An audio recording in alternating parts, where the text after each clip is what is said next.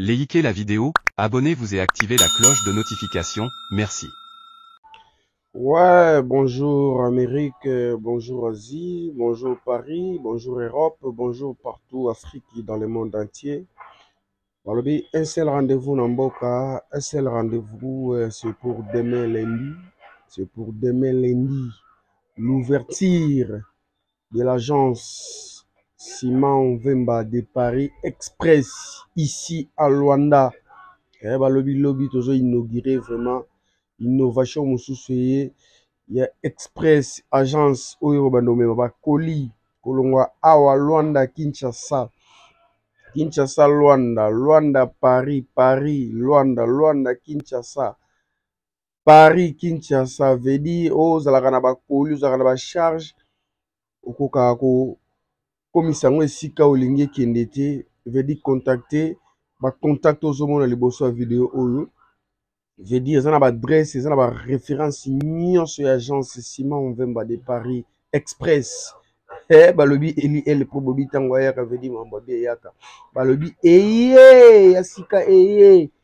Ane pas manquer na mboka, papa, maman, ba jeune garçon, ba jeune fille, ba tuto ba wa mposa, ba pesa ba tindela ka bandeko na ba colis, ba transfert à biloko. Veut dire bo contacter ba numéro ou bo contacter ngamoko eli el pro.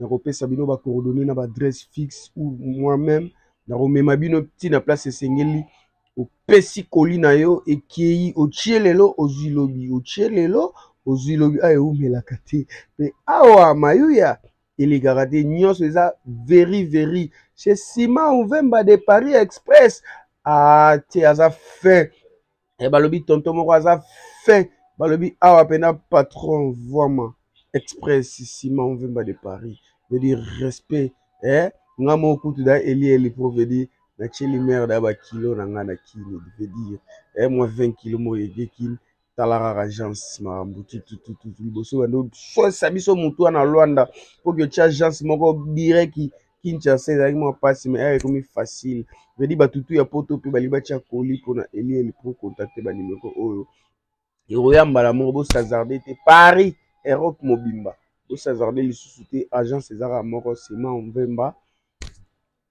de Paris Express. Hey,